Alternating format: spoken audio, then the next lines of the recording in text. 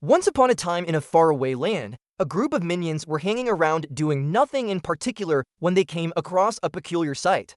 Perched atop a hill was a giant structure with long, thin arms that were slowly rotating in the breeze. The minions had never seen anything like it before. "What is that?" one of them asked. "I don't know," replied another. "But let's go take a closer look." So they set off up the hill towards the strange device. As they got closer, they could hear a loud humming sound.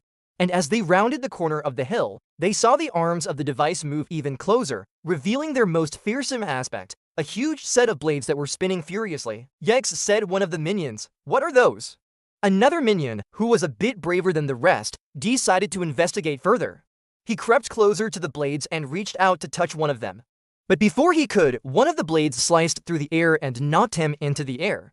The minion screamed as he was flung through the air and landed in a heap at the bottom of the hill. The other minions rushed to his side and asked if he was okay.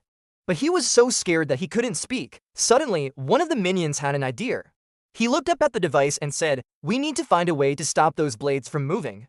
If that thing knocks us into the air again, we might get hurt." So they set about trying to figure out how to turn off the giant wind turbine. They tried everything they could think of. They pulled on the blades, but they wouldn't budge. They tried climbing up the tower, but it was too tall. Just when they were about to give up, one of the minions noticed a small control panel at the base of the tower. "Hey, maybe we can turn it off from here," he said. So he walked over to the control panel and started pressing buttons. The other minions watched nervously as he worked. Would he be able to turn off the blades, or would they all be knocked into the air again? Just then, one of the buttons lit up and the blades began to slow down.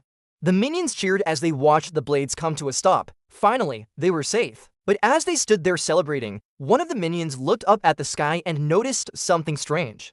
The clouds had disappeared and the sun was shining brightly.